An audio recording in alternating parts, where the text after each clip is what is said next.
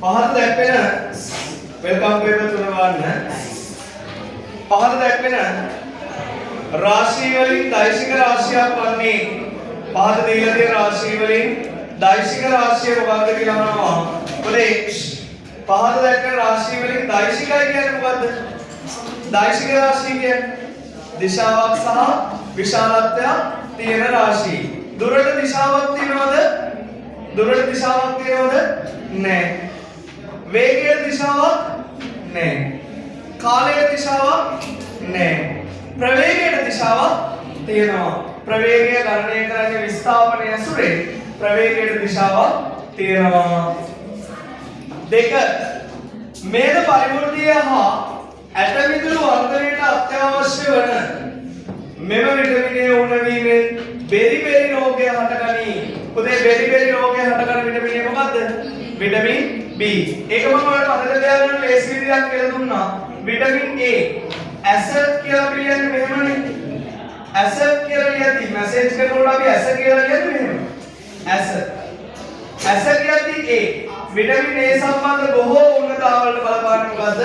Vitamin A. මට ඔයාලගේ S දෙක වගේ. S කියලා ලියද්දි මෙහෙමනේ A. එහෙනම් ඇස සම්බන්ධ බොහෝ උන්නතාවලට බලපාන විටමින් A. බලන්න. Vitamin B. බෙරි බෙරි රෝගය හැදෙන්නේ විටමින් B. බෙරි බෙරි කියන්නේ මෙහෙමනේ. එහෙනම් B වලින් බලපානවා විටමින් B. කටේ දත් ටික තියෙන C අකුර හැඩයට. එහෙනම් මුඛය සම්බන්ධ බොහෝ උණතාවලට බලපාන විටමින් C. මේ තුන මේ දෙක ලේසියෙන් මතක තියාගන්න පුළුවන්. මුඛය සම්බන්ධ බොහෝ උණතාවලට බලපාන විටමින් C. එහෙනම් මේක මතක තියාගන්න. බෙරි බෙරි රෝගය හැදෙන්නේ කවුද? Vitamin A. වික්ෂර විටමින් B. බෙරි තුන තාන ප්ලාස්ටර් ලෙස හඳුන්වන්නේ මොකද්ද? රික්තක පටලය. පුතේ ඔබේ විවරණයට රික්තකය, සෛල බිත්තිය, ප්ලාස්ම පටලය, න්‍යෂ්ටි පටලය කියන ඔක්කොම ටික ගැන ලියන්න ඕනේ. මට කියන රික්තකයෙන් මොකද කරන්නේ?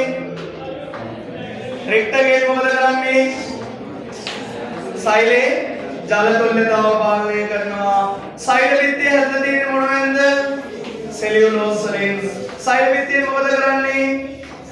සෛලේ හැඩය පවත්වා ගැනීම, සන්ධාරණය, ආරක්ෂාව. ප්ලාස්ම පටලයෙන් මොකද කරන්නේ? සෛලය ඇතුළට ද්‍රව්‍ය ඇතුළු වීම හා පිටවීම පාලනය කරනවා. සෛලය ඇතුළට ද්‍රව්‍ය ඇතුළු වීම හා පිටවීම පාලනය. න්‍යෂ්ටියෙන් මොකද කරන්නේ? සෛලය තුළ සිදුවන ජීව ක්‍රියා පාලනය කරනවා. සෛලය තුළ සිදුවන ජීව ක්‍රියා පාලනය කරනවා. ක්ලෝරින් ඍණායනයක් තියෙනවා 1735. ක්ලෝරින් ඍණායනයක් 1735. හතරවෙනි ප්‍රශ්නේද කොහෙද නේ? ක්ලෝරින් ඍණ 1735. බලන්න. යට තියෙන්නේ මොකද? පරමාණු ක්‍රමාංකය. පරමාණු ක්‍රමාංකය සමාන වෙනවානේ ප්‍රෝටෝන ගානට නේද? ප්‍රෝටෝන ගාන සමාන වෙනවා ඉලෙක්ට්‍රෝන ගාන. එතකොට පරමාණු ක්‍රමාංකය 17යි. එහෙනම් ප්‍රෝටෝනත් කීයද? 17. ප්‍රෝටෝන ගාන 17යි. එහෙනම් ඉලෙක්ට්‍රෝනත් කීයද? 17යි. උඩ තියෙන ස්කන්ධ ක්‍රමාංකය සමානයි පුතේ. ප්‍රෝටෝන ගාන කවුද? නියුට්‍රෝන. ස්කන්ධ ක්‍රමාංකය 35යිලු. ප්‍රෝටෝන ගාන අපි හොයාගත්තා 17යි. ධන නියුට්‍රෝන. දැන් නියුට්‍රෝන ගාන හොයන්න ඕනේ. එහෙනම් ධන 17 මේ පැත්තට කියනවා මොන 17 වෙනවද? ඍණ 17 සමානයි නියුට්‍රෝන. 35න් 17ක් අඩු වුණාම කීයද? 18යි නියුට්‍රෝන. එහෙනම් නියුට්‍රෝන ගාන 18යි. හැබැයි මෙතන තියෙන්නේ මොකද? ක්ලෝරින් ඍණායන. ඒ කියන්නේ මෙයාගේ ඉලෙක්ට්‍රෝන වින්‍යාසය ලියා ගන්න බලන්න. ඉලෙක්ට්‍රෝන වින්‍යාසය ඔක්කොම ඉලෙක්ට්‍රෝන 17ක් තියෙනවා. පළවෙනි ශක්ති මට්ටමේ ඉලෙක්ට්‍රෝන කීයක් දාන්න පුළුවන්? 2යි. ඊළඟට 8යි. ඊළඟට 8යි. sorry 2යි 8යි 7යි. ඊළඟට දාන්න පුළුවන් කීයද? 7යි. මේ බලන්න ප්‍රෝටෝන කීයක් තියෙනවද? ප්‍රෝටෝන කීයක් තියෙනවද 17ක් තියෙනවා ඉලෙක්ට්‍රෝන කීයක් තියෙනවද 17ක් තියෙනවා ප්‍රෝටෝන කියන්නේ මොන ආරෝපණද ධනාරෝපණ ඉලෙක්ට්‍රෝන කියන්නේ ඍණාරෝපණ එහෙනම් ධනාරෝපණ 17කුයි ඍණාරෝපණ 17කුයි තියෙනවා ධන 17 ඍණ 17 ධන 17යි ඍණ 17යි සුළුවම ආරෝපණය කීයද බිඳුවයි ඒ කියන්නේ මෙයාගේ කිසිම ආරෝපණයක් තියනවද හැබැයි මෙයාගේ මෙන්න මේ අවසාන ශක්ති මට්ටමේ ඉලෙක්ට්‍රෝන කීයක් ඉන්න පුළුවන්ද මේකේ කීයක් ඉන්න පුළුවන්ද 8ක් ඉන්න පුළුවන් ඉන්නේ කීයද 7යි තව කීයකටද තියෙනවද එකකට මෙයා මුදේ මොකද කරන්නේ මේකට පිටින් ඉලෙක්ට්‍රෝනයක් ගෙනත් දා ගන්නවා පිටින් ඉලෙක්ට්‍රෝනයක් ගෙනත් දාගත්තට පස්සේ මේ තිබ්බ ඉලෙක්ට්‍රෝන වින්‍යාසය මේ විදිහට වෙනස් වෙනවා 2 8 7 තිබ්බ එකට එකක් ආවම කීයද 2 8 7 නේ තිබ්බේ 7 තිබ්බ එකට එකක් ආවම කියනවා 2 8 8 වෙනවා එහෙනම් දැන් ඔක්කොම ඉලෙක්ට්‍රෝන කීයද 18යි ප්‍රෝටෝන 17යි වෙනසක් වුණේ නියුට්‍රෝන ගන්න වැඩක් නෑ අපිට මෙතෙන්ට ධනාරෝපණ ඒ කියන්නේ ප්‍රෝටෝන ධනාරෝපණ 17ක් තියෙනවා ඉලෙක්ට්‍රෝන ඍණාරෝපණ 17ක් තියෙනවා ධනාරෝපණ 17යි සෝරි ධන ආරෝපණ 17යි ඉලෙක්ට්‍රෝන මෙතන 18ක් තියෙනවා ධනාරෝපණ 17යි ඍණාරෝපණ කීයද 18යි ධන 17යි ඍණ 18යි සුළුවම ආරෝපණය කීයද ඍණ අන්තිමදී සමස්ත ක්ලෝරින් පරමාණු වලට ලැබෙන මොන ආරෝපණයක්ද ඍණ ආරෝපණය. පැහැදිලිද කතාව? එහෙනම් සමස්ත ක්ලෝරින් පරමාණු වල ආරෝපණය මොන ආරෝපණයක් වුණාද? ඍණ ආරෝපණය. ඍණ ආරෝපණය ආවේ මෙයා මොකක් කරගෙන ඉන්නද? ඉලෙක්ට්‍රෝනයක් ගත්තද පිටකලාද? ගත්ත හින්දා. ඇයි ගත්තේ? අවසාන ශක්ති මට්ටමේ ඉලෙක්ට්‍රෝන 7යි. ඒක සම්පූර්ණ වෙන පිටින් ඉලෙක්ට්‍රෝනයක් ගත්තා. පැහැදිලිද වැඩි? තේරුණාද? එහෙනම් බලන්න ප්‍රෝටෝන වෙනසක් නැහැ පුතේ ප්‍රෝටෝන 17යි ඉලෙක්ට්‍රෝන ගාන 2යි 8යි 8යි කියන්නේ 18යි ඉලෙක්ට්‍රෝන 18යි නියුට්‍රෝන ගානත් වෙනසක් වුණේ නැහැ නියුට්‍රෝන ගාන 18යි දැන් බලන්න මේ තුන පිළිවෙලට දෙන උත්තරේ මොකක්ද කියන්නේ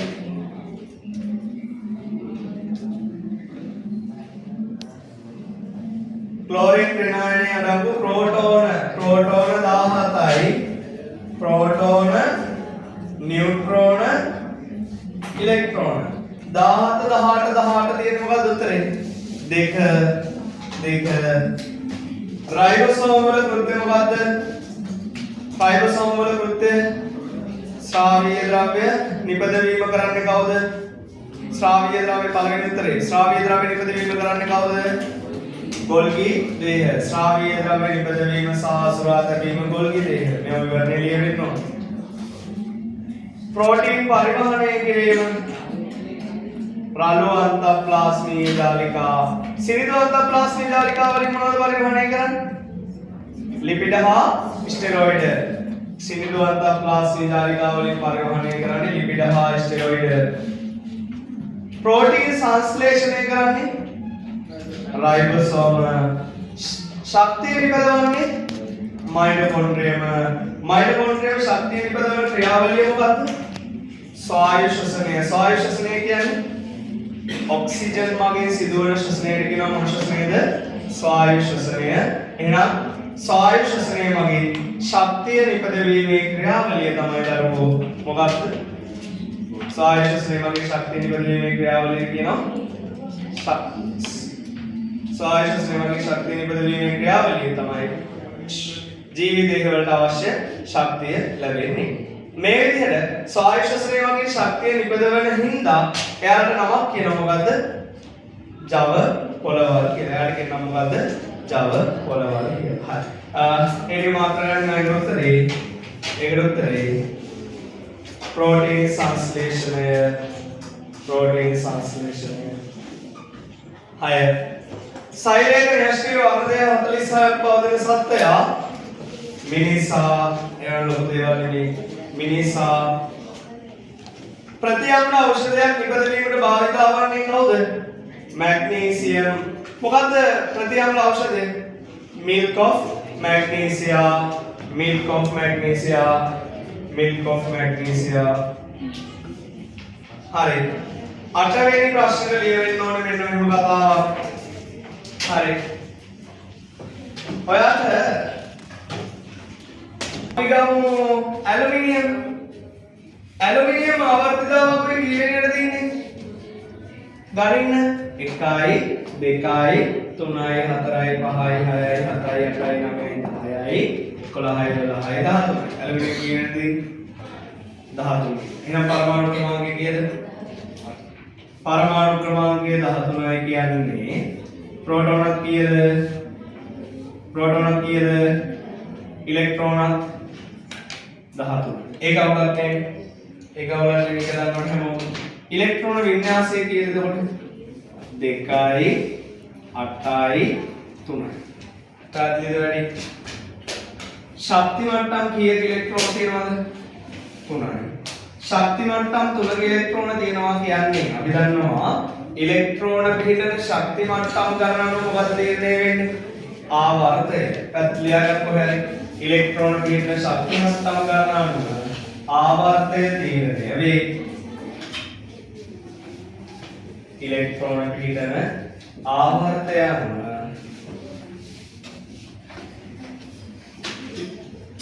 ඉලෙක්ට්‍රෝන පිටන ශක්ති මට්ටම් ගණනට ආවර්තය තීරණය වේ.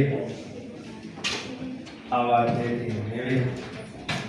ඊළඟ අවසාන ශක්ති මට්ටමේදී අවසාන ශක්ති මට්ටමේදී අවසාන ශක්ති මට්ටමේදී අවසාන ශක්ති මට්ටමේදී ඉලෙක්ට්‍රෝන සංඛ්‍යාව අනුව අවසාන ශක්ති මට්ටමේදී ඉලෙක්ට්‍රෝන සංඛ්‍යාව අනුව කාණ්ඩය තීරණය වේ.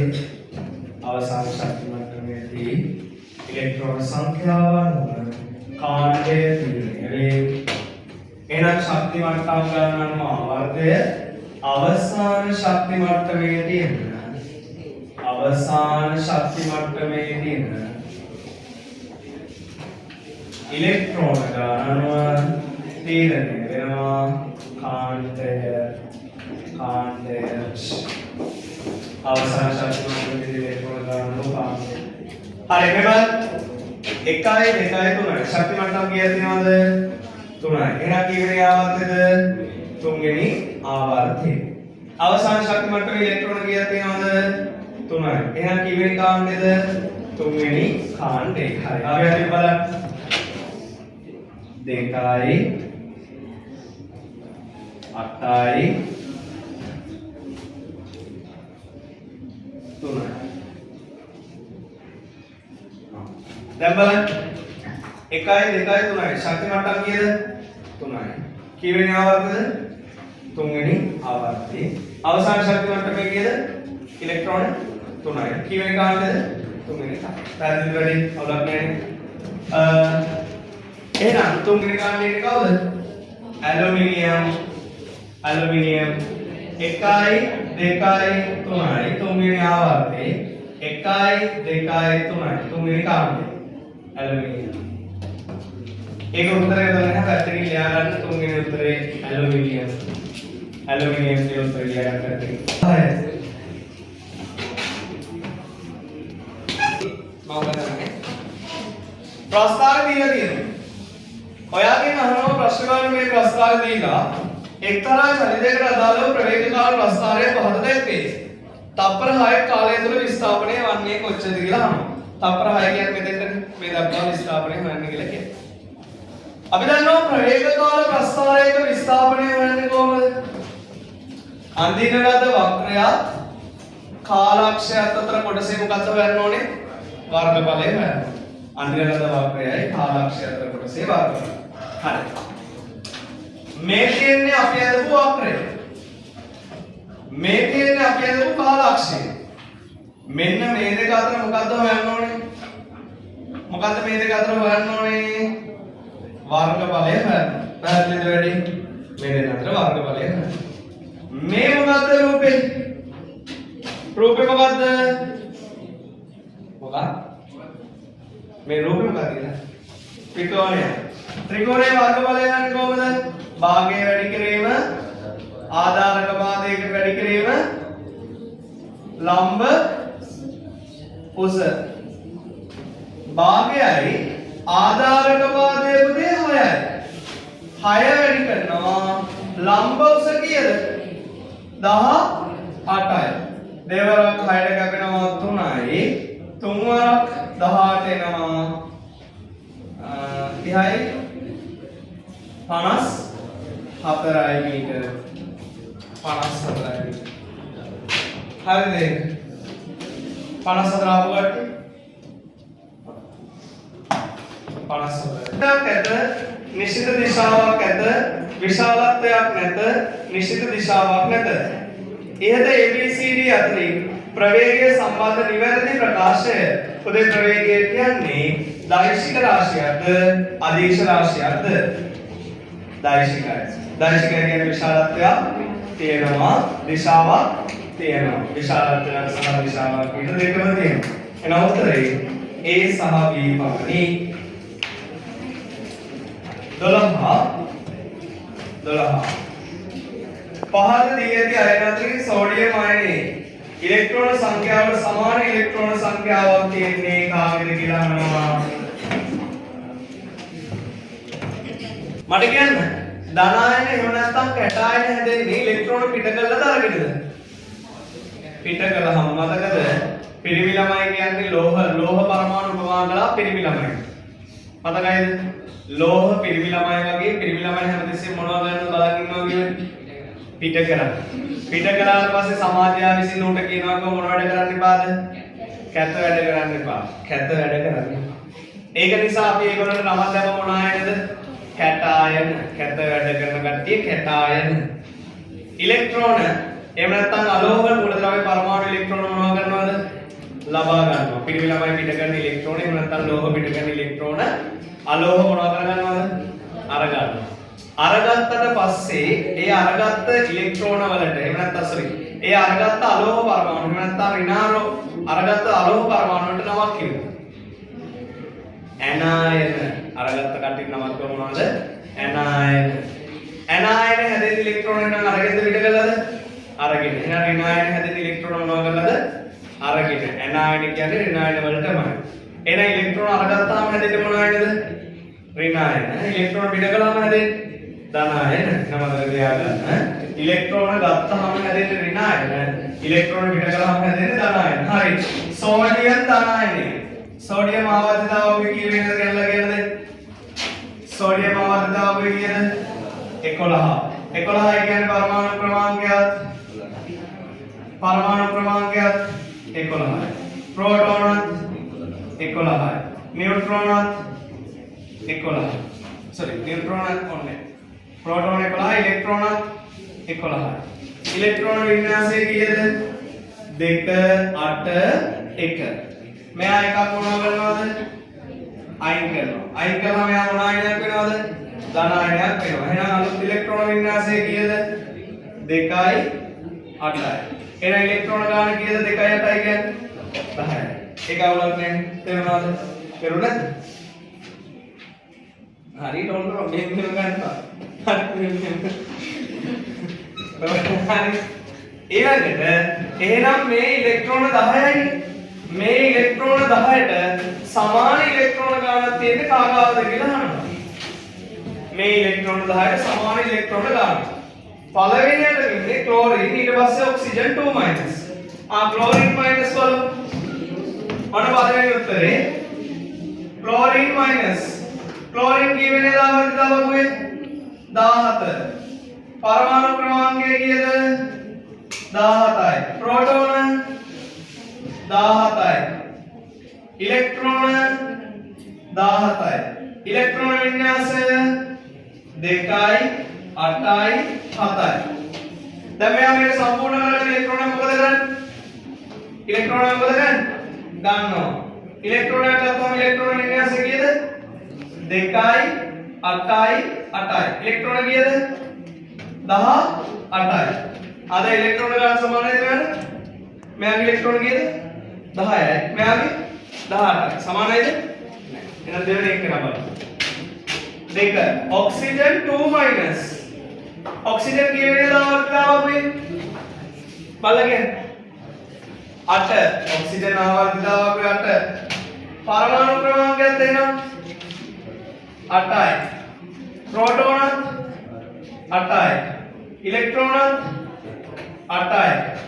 ඉලෙක්ට්‍රෝන වින්‍යාසය 2යි 6යි ඒක අවුලක් නැහැ දරුවෝ ඉලෙක්ට්‍රෝන වින්‍යාසය 2යි 6යි කියන්නේ මෙයා පිටින් ඉලෙක්ට්‍රෝන දෙකක් මොනවද කරගන්නවද ගන්නවා ඉලෙක්ට්‍රෝන දෙකක් ගත්තට පස්සේ මෙයාගේ අලුත් ඉලෙක්ට්‍රෝන වින්‍යාසය කීයක් වෙනවද 2යි 8යි එතකොට ඉලෙක්ට්‍රෝන කීයද 10යි තේරුණාද වැඩි එහෙනම් ඉලෙක්ට්‍රෝන ගන්න 10යි එහෙනම් ඔක්සිජන් 2 අයනත් ඉලෙක්ට්‍රෝන කීයද 10යි සෝඩියම් ධනායනත් ඉලෙක්ට්‍රෝන 10යි එහෙනම් ඉලෙක්ට්‍රෝන ගන්න සමානයි අපි අනිත් උත්තර දෙකක් නිකන් බලමු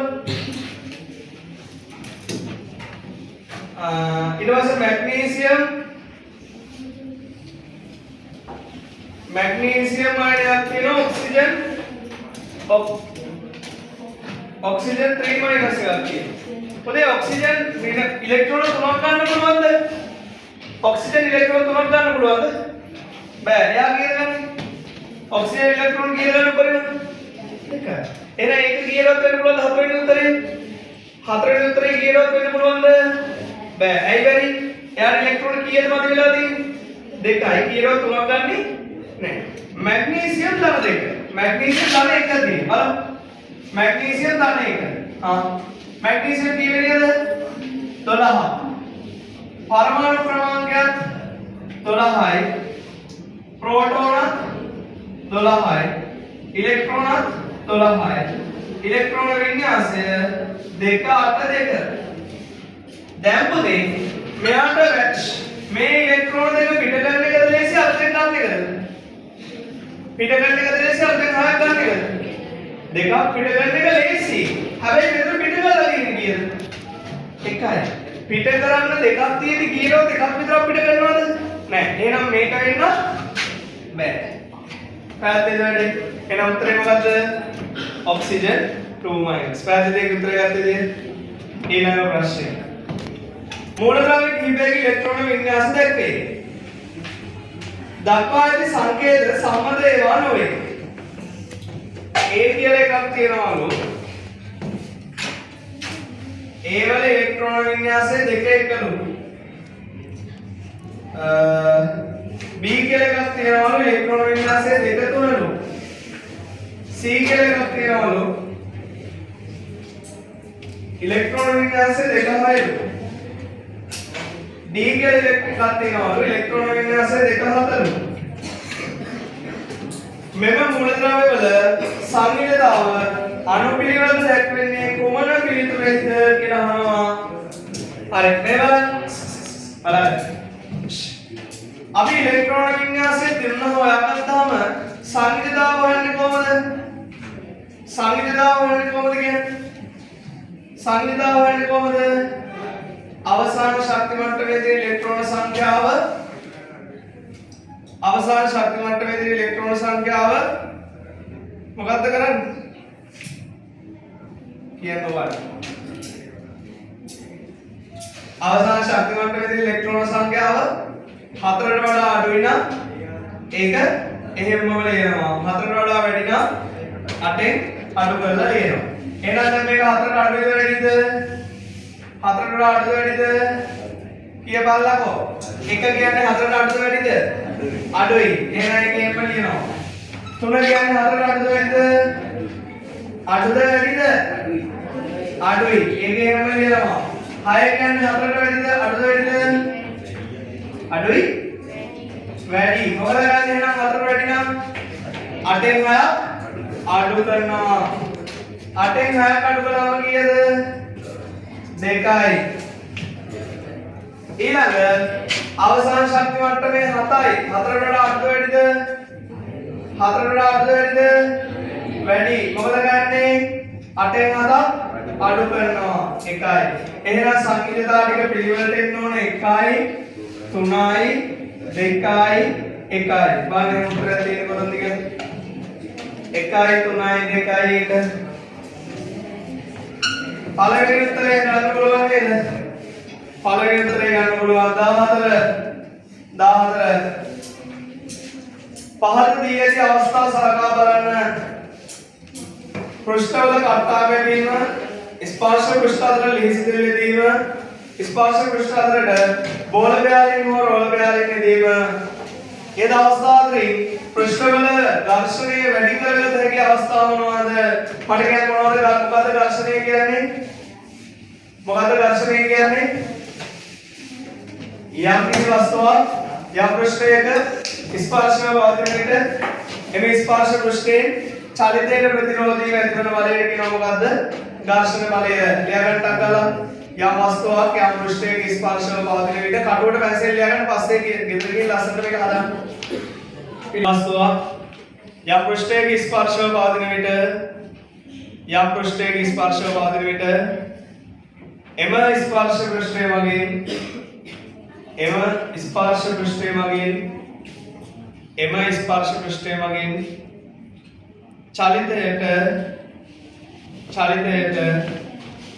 එම ස්පර්ශ පෘෂ්ඨය මගින් චලිතයට ප්‍රතිරෝධී ඇතිවන බලය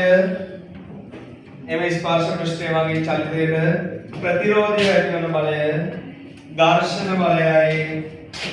එම ස්පර්ශ පෘෂ්ඨය මගින් චලිතයට ප්‍රතිරෝධී ඇතිවන බලය ඝර්ෂණ බලයයි. ඝර්ෂණයේ අවස්ථා තුනක් තියෙනවා. මොකද ඝර්ෂණයේ අවස්ථා තුන? ස්ථිතික ඝර්ෂණය, සීමාකාරී ඝර්ෂණය, ගතික ඝර්ෂණය. ඝර්ෂණයේ අවස්ථා තුනයි මොනවද? ස්ථිතික ඝර්ෂණය, සීමාකාරී ඝර්ෂණය, ගතික ඝර්ෂණය.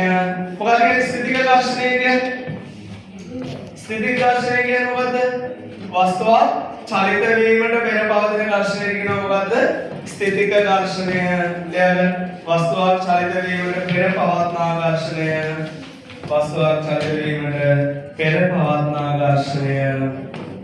මොකද සීමාකාරී ඝර්ෂණය කියන්නේ?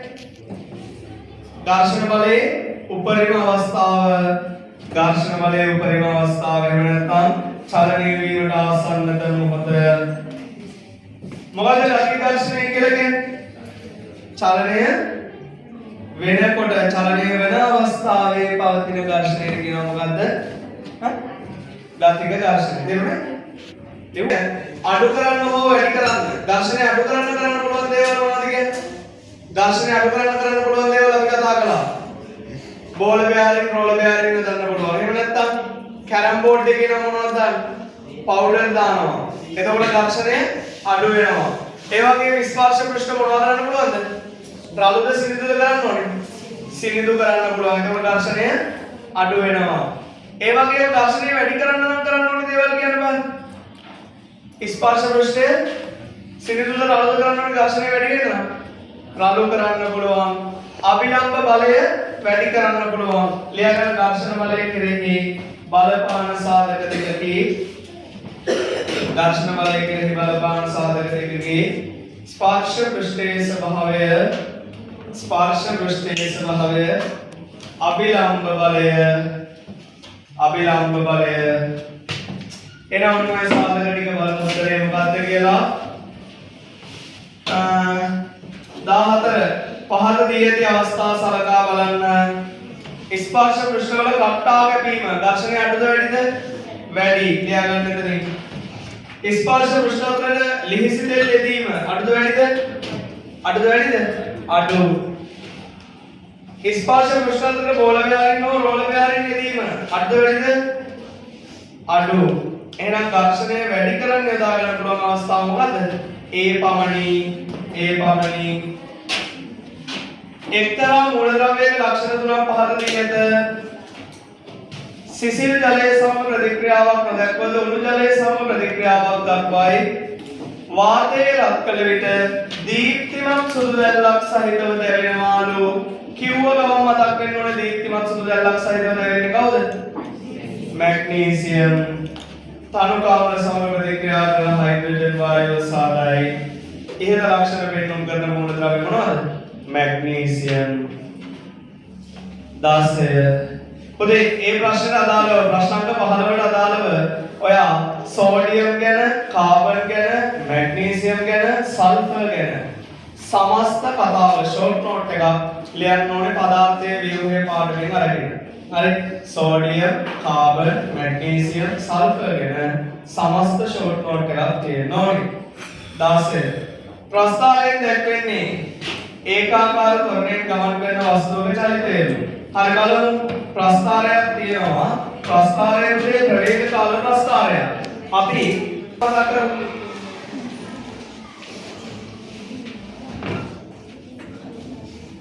ප්‍රස්ථාර විස්තාරණ කාලය බලන්න. විස්තාරණ කාල ප්‍රස්ථාරයක මෙහෙම යනවා කියන්නේ ඒක මොකද්ද? විස්තාරණ කාල ප්‍රස්ථාරයක මෙහෙම යනවා කියන්නේ ඒක මොකද්ද? විස්තාරණ කාල ප්‍රස්ථාරයක මෙහෙම යනවා කියන්නේ මොකද්ද? ඒකාකාර ප්‍රවේගය. මේක ඒකාකාර ප්‍රවේගය. ඒ වගේම විස්තාරණ කාල ප්‍රස්ථාරයක මෙහෙම යනවා කියන්නේ මේක මොකද්ද? මේක මොකද්ද? විස්තාරණ කාල ප්‍රස්ථාරයක මෙහෙම යනවා කියන්නේ නිශ්චලතාව. නිශ්චලතාව. ඒ වගේම විස්තාරණ කාල ප්‍රස්ථාරයක මෙහෙම යනවා කියලා කියන්නේ විස්තාරණ කාල ප්‍රස්ථාරයක මෙහෙම යනවා කියන්නේ මොකද්ද? කියන්නේ මුල් පිහිටුමට පසු පැමිණීම. මුල් පිහිටුමට පැමිණීම. හරි මේ විදිහට විස්තාරණ කාලය. අපි ගමු ප්‍රවේග කාලය. ප්‍රවේග කාල ප්‍රස්ථාර ගත්තාම ප්‍රවේග කාල ප්‍රස්ථාරයේ මෙහෙම වෙනවා කියන්නේ ප්‍රවේග කාල ප්‍රස්ථාරයේ මෙහෙම වෙනවා කියන්නේ මොකද්ද?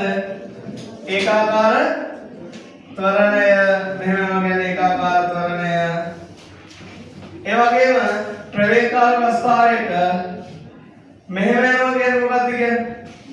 ප්‍රවේග කාල ප්‍රස්ථාරයක මෙහෙම වෙනවා කියන්නේ ඒකාකාර ප්‍රවේගය. ඒ වගේ ප්‍රවේග කාල ප්‍රස්ථාරයක මෙහෙම යනවා කියන්නේ මන්දනය. ඒකාකාර මන්දනය.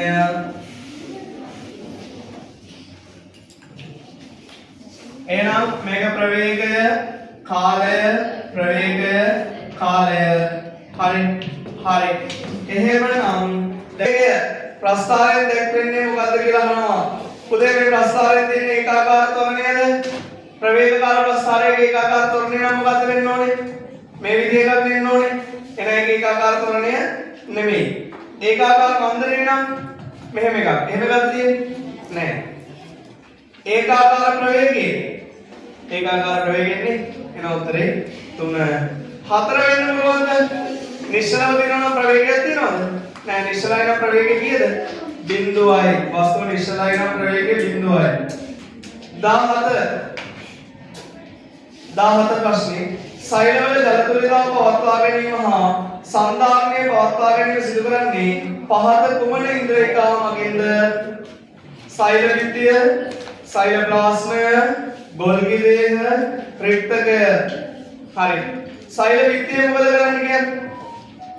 සෛල විද්‍ය මොකද කරන්නේ? සෛල විද්‍ය සෛලයේ හැඩය පවත්වා ගැනීම, සන්ධාරණය, ආරක්ෂාව ඒවා ලියවෙන්න ඕනේ. සෛල ප්ලාස්මය සෛල ඉන්ද්‍රියකා දරා සිටීම ඒවා ලියවෙන්න ඕනේ. ගොල්ගි දේහ ශ්‍රාවීය ද්‍රව්‍ය නිපදවීම සහ අසුරා තැබීම ඒවා ලියලා තියෙන්න ඕනේ. රික්තකය ජල තුල්‍යතාව පවත්වා ගැනීම. එහෙනම් ජල තුල්‍යතාව පවත්වා ගන්නේ කවුද? රික්තකය. යම් ජීවි සෛලයක සිදුවන සෛලීය ද්‍රව්‍ය බෙදීමේ ක්‍රියාවලිය හඳුන්වන්නේ මොකක් කියලාද? සෛල විභාජනය. සෛල විභාජනය. සෛල විභාජනය වෙන අවස්ථා දෙකක් තියෙනවා. විදි දෙකක් තියෙනවා. මොනවද විදි දෙක? ඌර්ණ විභාජනයයි අනූර්ණ විභාජනයයි. මොකද්ද ඌර්ණ විභාජනය කියන්නේ? සෛලයක තියෙන වර්ධන සංඛ්‍යාව අඩක් බවට පත්වන විභාජනය කියනවා. මොකද්ද? ඌර්ණ විභාජනය. සෛලයේ තියෙන වර්ධන සංඛ්‍යාව නියතව පවත්වා ගැනීම සිදුවන විභාජනය කියනවා. මොකද්ද? අනූර්ණ විභාජනය. හරි. එහෙනම් උත්තරේ සෛල විභාජනය. ඔබට විවරණයට ලියවෙන්න ඕනේ සෛල විභාජනයේ අවස්ථා ටික. ඒව ලක්ෂණ ඉතින් ඔක්කොම ලියවෙන්න ඕනේ. සෛල විභාජනය ගැන සමස්ත කතාවක් ලියවෙන්න ඕනේ. 19 ස්කන්ධය ලක්ෂ 20ක් ග්‍රෑම් වන වස්තුවක් 20 ms එකක ප්‍රවේගයකින් ගමන් කරයි. එම වස්තුවේ ගම්‍යතාව කොපමණද කියලා අහනවා. ලියන්න ගම්‍යතාව කියන්නේ මොකක්ද? ගම්‍යතාව කියන්නේ මොකද්ද? චලනය වෙන වස්තුවක් නැවැත්වීමට කෙතරම් අපහසුද යන්න පිළිබඳ විමකට අපි කියනවා මොකද? ගම්‍යතාව කියලා. ගම්‍යතාව කෙරෙහි බලපාන සාධක දෙකක් තියෙනවා. චලනය වෙන වස්තුවක් නැවැත්වීම කෙරෙහි බලපාන සාධක දෙක තමයි මොකද්ද? ස්කන්ධයයි ප්‍රවේගයයි. පැවලිය වෙන ඕනේ ගම්‍යතාවය අනුව චලනය වෙන වස්තුවක් නැවැත්වීමට කෙතරම් අපහසුද යන්න පිළිබඳ විමකි. කෙතරම් අපහසුද යන්න පිළිබඳ විමකි. ගම්‍යතාවය අනුව චලනය වෙන වස්තුවක් නැවැත්වීමට කෙතරම් අපහසුද යන්න පිළිබඳ විමකි. ප්‍රවේගය ගම්‍යතාව කෙරෙහි බලපාන සාධක දෙකයි ස්කන්ධයයි ප්‍රවේගයයි. ගම්‍යතාව ගැන සමීකරණයක් තියෙනවා. ගම්‍යතාව සමානයි මොකද?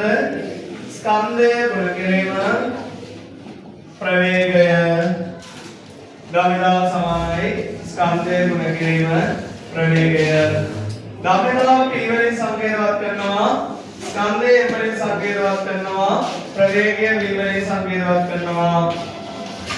අපි මෙයාගේ යුනිට් එක ඒකකයේ ගත්තොත් p සමානයි mv. m ස්කන්ධයේ ස්කන්ධය වයින් කිලෝග්‍රෑම් වලින් v ප්‍රවේගය වයින් ms ශ්‍රේණියකින් ඒක කියනවා kg ms ශ්‍රේණියක. ඒක කියනවා kg ms ශ්‍රේණියක හොයා ගන්න. grams v ප්‍රවේගය දීලා තියෙනවා. v ප්‍රවේගය දීලා තියෙනවා 20 ms ශ්‍රේණියකයි. v ප්‍රවේගය දීලා තියෙනවා 20 ms ශ්‍රේණියකයි. ආන p ගම්‍යතාව උපදේශ ග්‍රෑම් වලින් m ස්කන්ධය ආදේශ කරන්න පුළුවන්ද? ග්‍රෑම් වලින් ස්කන්ධය ආදේශ කරන්න පුළුවන්ද? බෑ. කිලෝග්‍රෑම් ගන්න මොකද කරන්නේ? 1000 බෙදනවා. m දීලා තියෙන ස්කන්ධය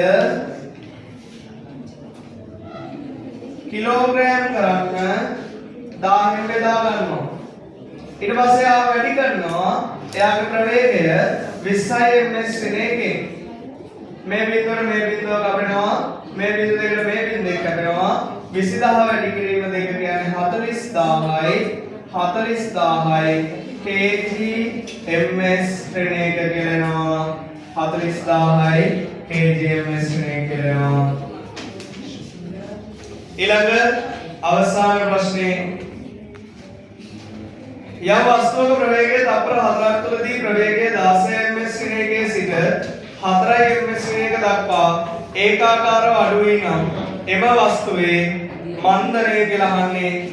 එම වස්තුවේ මන්දනය හරි. ගාන දීලා තියෙන දත්ත බලන්න. එම යම් වස්තුවක ප්‍රවේගය තප්පර 4ක් තුලදී උදේ ගාන එකපාරක් කියවලා මේ වගේ ගණන් හදද්දී හුරු වෙන්න ගාන එකපාරක් කියවලා ගානේ දීලා තියෙන දත්ත ටික පැත්තකින් ලියා ගන්න. ගාන කියවලා තේරෙන්න ඕනේ ගානේ දත්ත ටික පැත්තකින් ලියා ගන්න. කාලය දීලා තියෙනවා තප්පර 4යි. ඒක ලියා ගන්න පුළුවන් ගාන කියවද්දී. ඊට පස්සේ දීලා තියෙනවා ප්‍රවේගය තප්පර 4ක් තුලදී 16 ඉඳලා 4ට කියලා. එහෙනම් ආරම්භය කීයද? 16 ඉඳලා 4 වෙනවා කියන ආරම්භය කීයද? ආරම්භය කීයද? ආරම්භය 16 ඉඳලා 4ද? 16. ආරම්භක ප්‍රවේගය 16 ඉඳලා 4ට අඩු වුණා කියලා කියන්නේ. එහෙනම් ආරම්භක ප්‍රවේගය 16 ms ශ්‍රේණියක. අඩු වුණාලු. එහෙනම් පොතේ අවසාන ප්‍රවේගය 4 ms ශ්‍රේණියකයි. ආරම්භක ප්‍රවේගය 16යි අවසාන ප්‍රවේගය 4යි. හරිද? හරි. ඊළඟට අහනවා ඔයාගෙන් අහනවා වස්තුවේ මන්දනය. මන්දනය කියන්නේ මොකද්ද? ත්වරණේ ඍණ අවස්ථාව. ඒ කියන්නේ ත්වරණයම තමයි ත්වරණේ ඍණ උත්තරේ තමයි මන්දනය කියන්නේ. හරි. එහෙනම් ආදේශ කරන්න. ත්වරණය තමයි අහන්නේ. ත්වරණය ඍණ අවස්ථාව අහන්නේ. දැන් ත්වරණය අවසාන ප්‍රවේගය ආරම්භක ප්‍රවේගය කාලය හතර දෙනාම ඉන්න සමීකරණය මොකක්ද? ත්වරණය වෙන සමීකරණය. ත්වරණය සමානයි අවසාන ප්‍රවේගයෙන් අඩු කරනවා ආරම්භක ප්‍රවේගය බෙදනවා කාගෙන්ද? කාලයෙන්. ආදේශ කරන දත්ත අවසාන ප්‍රවේගය 16යි. අවසාන ප්‍රවේගය 4යි. අවසාන ප්‍රවේගය 4යි. ආරම්භක ප්‍රවේගය 16යි. ඒක අඩු කර බෙදනවා කාලය තප්පර 4යි. 4ෙන් 16ක් අඩුනවා කියන්නේ 4ෙන් 16ක් අඩුනවා 12යි. 4ෙන් 16ක් අඩුනවා 12යි. මොන 12යි? ඍණ 12යි. 4ෙන් 16ක් අඩුනවා ඍණ 12යි. ඍණ 12යි ms එක බෙදනවා කාලය තප්පර 4ෙන්. ඍණ 12 4ෙන් බෙදුවම උත්තර එනවා ඍණ 3යි ms ඍණ 2 කියලා. මේ ධන s එක උඩට යද්දි ඍණ s එකක් වෙනවා. ඍණ දෙන්නකට එකතු වෙනවා ms ඍණ 2. ඍණ 3යි ms ඍණ 2 කියලා එනවා. දරුවෝ මේ ආවේ ත්වරණය තමයි ඍණ 3යි ms ඍණ 2. හැබැයි ගානේ වගේ අහන්නේ මොකද්ද? මන්දනය කියලා දෙයක් මේ ඍණ ලකුණු දාන්නේ නැහැ. ඇයි අපි දන්නවා මන්දනය කියලා කියන්නේම ත්වරණයේ ඍණ අවස්ථාව කියලා අපි දන්නවා. ඒකින්ද මන්දනය ලියනකොට මේ ඍණ කතාව දාන්නේ නැහැ. පැහැදිලිද වැඩි? තේරුණාද? හරි. එනවනම් ප්‍රශ්න 20ම අවසන් වෙනවා. ඔබට අදාළ විවරණය ඊළඟ සතියේ වෙදිනවා බලන්න ඉලා තියෙනවා. හරි. දැන් ගන්න